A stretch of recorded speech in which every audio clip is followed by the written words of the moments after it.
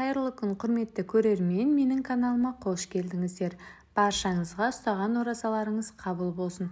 Бүгінгі ауызашарға осындай тәбет ашатын, өте дәмді әрі көктемдік салат жасайтын боламыз. Видеоны соңына дейін қарап, менімен бірге жасап көріңіздер. Ең алдымен капустамызды алып, сыртқы бөлігін бір бөлігін алып тастаймыз. Және де осылай бөліктерге бөліп, ұзынша жіңішке етіп турап шығамыз. Егерде капуста өткізетін теркаңыз болса, майда етіп, содан да өткізіп алсаңыздар болады.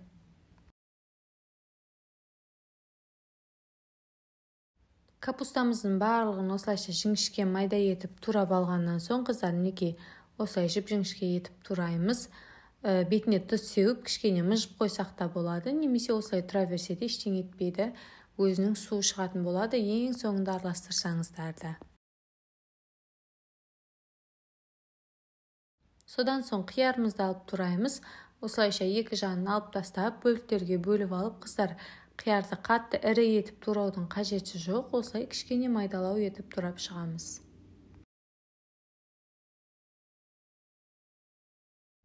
Қыздар, бұл салатты жасап қойсаңыздар, 1-2 күн бойы холодильниктарыңызда тұра береді.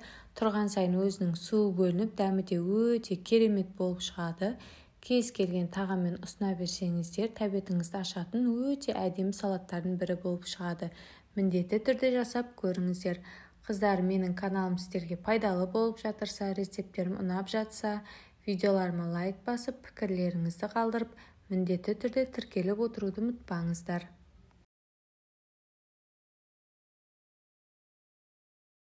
Осылайша қиярымызды турап алғаннан соң қызанағымызды алып тураймыз. Қыздар, қызанағымыздың ортасындағы сулы бөлігін алып тастаудың қажеті жоқ. Барлық жерін салатымызға осылай ұзынша жіңішке етіп турап шығатын боламыз. Қыздар, бұл салатты әртүрлі етіп түрлендіріп жасауға да болады. Неше түрлі тәсілдермен жасауға болады. Осы әдіспен де міндетті түрде жасап көріңіздер. Осылайша қызанақтарымыздың барлығын біркелкі етіп, ұзынырақ етіп, ұзынша етіп турап аламыз. Содан соң укропымызды алып тураймыз. Қыздар, укропты көбірек қоса берсеңіздер де болады. Укроптың иісі де, дәмі де өте керемет болып шығып тұрады.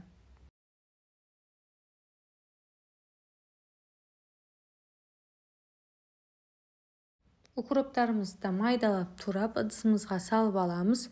Содан соң сарымсақ, яғни чесногымызды алып та майдалап турап, ыдысымызға салып аламыз. Қыздар, чеснок пен укропты қалауыңызша көп немесе аз қоссаңыздар да болады. Біздің бұл салатымыз нағыз көктемдік салаттардың бірі болып табылады. Қыздар, әсіресе аскөктің, чесноктың иісі біріккен кезде иісі өте керемет болып тұрады. Салаттарыңыздың дәмі де өте керемет болып шығатын болады. Осылайша чесноктарымыздың барлығын майдалап тураймыз. Қыздар, ірі етіп емес, майдалап турап, немесе чеснок өткізетін күшіңізден өткізіп алсаңыз болады. Содан соң, қыздар, сәбізді аршып, осылай теркадан өткізіп салсаңыздар да болады. Менде базардан алып келінген сәбіз салат қалған, соны қосып жібердім. Сіздер кәдімгі сәбізді теркадан өткізіп қоссаңыздар да болады. Содан соң дәміне қарай тұзымызды салып, барлығын жақсылап араластыратын боламыз.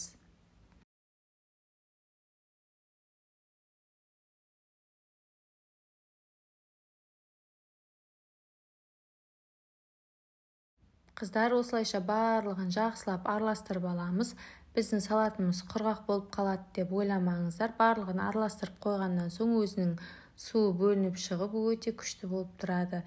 Менің ыдысым кішірек болғаннан соң осылай үлкен ыдысқа ыңғайлы болу үшін салып, араластырып алдым. Мінекей, қыздар, бұл салатты, қыздар, әртүрлі етуге болады. Егерде қаласаңыздар, чим-чим қосып жасасаңыздар да болады. Және де кинзаны ұнатсаңыз, кинзаны қосып жасасаңыздар да өте керемет болып тұрады. Барлығы қалауыңыз бойынша түрлендіріп жасай берсеңіздер болады. Біздің салатымыз дайын болды. Иісі деген өте керемет, дәмі де өте күшті болып шығады. Қыздар, салатымызды дайындап болғаннан соң холодильникке қойып алсаңыздар, суы шығып өте керемет болып тұрады. Міндетті түрде жасап көріңіздер. Пайдалы салаттардың бірі болып табылады. Қыздар, көктемдік дәруменге бай салат десек те болады. Видеоларым ұнап жатса лайк басып, пікір қалдырып, каналыма қолдау білдіріп, каналымның дамуына үлес қосып, тіркеліп қоюды ұмытпаңыз. Баршаңызға рахмет.